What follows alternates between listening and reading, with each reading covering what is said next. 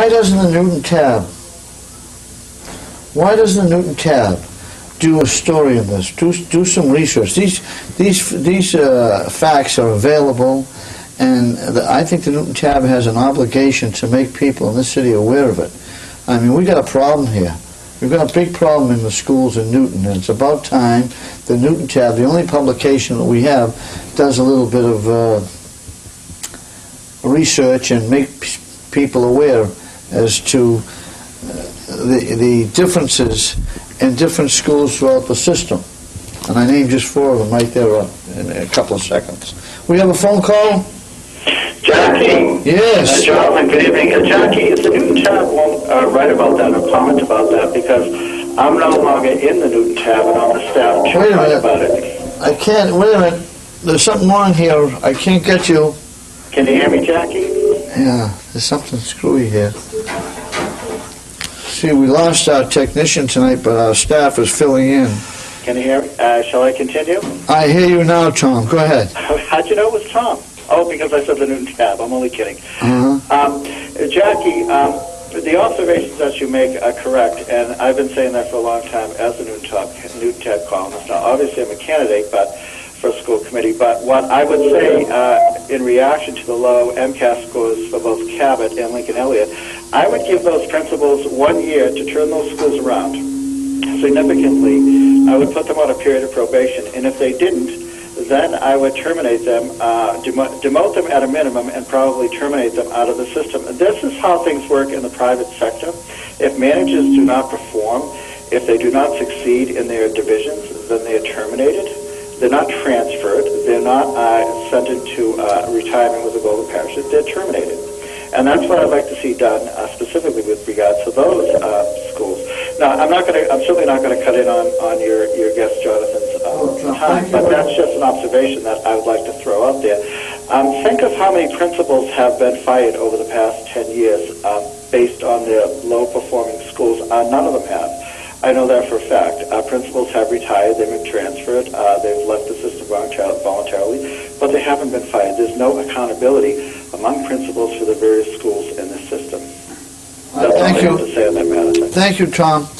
You know Tom Mountain, sure, candidate for school committee, and he's a very concerned citizen. I'm surprised that Newton Tab hasn't done some more work on making the citizens aware of the school system here. Jeff Young, a nice fella, but unfortunately he didn't do the job he was supposed to do. Yeah, I'll make a comment to something that Tom was saying. Go ahead. I think that the principals need to be held accountable, but they also need the proper support. And I'm not certain that they've all been getting both the proper coaching, the proper awareness of what what these problems are and what their focus needs to be, because they've been getting such a plethora of different priorities, right? We haven't had a good vision within the school system of what are we trying to be as a school system in Newton, and we really need a clear vision that everybody can get behind and can articulate. Have you talked to Dr. Marina? I have talked to Dr. Marini. Yeah. Dr. Marini is a breath of fresh air. Yeah. He and I had a great conversation. In fact, I emailed him some information about some of the data that you had discovered there. I think that this is the kind of thing that the superintendent needs to dig into, needs to get behind, and then needs to set a clear direction for the staff, to say, this is what we need to get. We're here, we need to get here. How are we going to do it? Let's break the problem down. Let's figure out where we need more support. If the principals don't know how to do it, let's get them the help they need to be able to do it. If the teachers don't know how to do it, let's get them the help they need, obviously within reason. Tom is right that in the private sector, you need to have the proper support and you need to be given a fair chance, but after a while, if you can't perform, you can't perform, and you usually don't retain that job. Yeah. How did you find Dr. Marini? Dr. Marini was very approachable. He knew what was going on. He had I think he was grounded in what we need to do.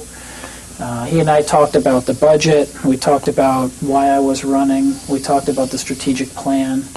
We talked about How much time did he give you? I was in there 45 minutes maybe. It was a Friday afternoon. Yeah. Yeah. It was- And you know another thing about him? He returns calls. I know that for a fact. I think that's remarkable for a guy that is as busy as he is. He still finds time to call citizens about little problems. Yeah, and you know these problems with the schools, I think they took time to develop. They'll take time to solve, but we don't really have that much time. I mean, each year that goes by is a year of our children's education, and you don't get that year back. You don't get to say, I need a do-over. Well, I think if the Tab did a story on the MCAS scores, I think people would be a little bit more attentive to their schools and the school system. I mean, this has gone on for too long. Well, one of the things we have to acknowledge about both the MCAS scores and these national rankings, people, you know, we may not agree with the criteria used in these rankings, but we don't get to control that. You know, we may not agree that MCAS is a good thing for our schools, but we don't get to control that. It is there. And people use it. Outside of Newton, they look at those things and they look at those rankings and they evaluate. Do I want to live in Newton, or do I want to live in Lexington, or do I want to live in Brookline? You know, and it's important. And we can't just ignore it and put our head in the sand. Well, even a school in Newton that's getting good at MCAS scores brag about it. They do. They're proud of it. They do. So and why they should? They should. You know what? It's hard, and they do a great job, and they deserve to brag. Yeah.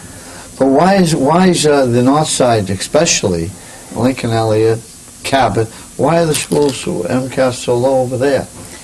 Well, if you're going to go north side, you got to mention Franklin and Williams, and now Burr is an exception on the north side. Burr is a standout. Burr has been going up consistently and is doing really well. So what I want to know is, you know, is the principal at Franklin talking to the principal at Burr to understand what they're doing differently, or is the principal at Lincoln Elliott collaborating with the principal at Ward?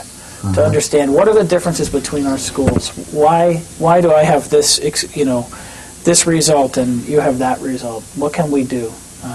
How can we help each other? Because I think as I work with my peers professionally, the people that, my boss, I hope he's not watching. He lives in Minnesota, so it's okay. But my boss is a great coach and a great help. But my peers are really the support structure that that I can rely on the most.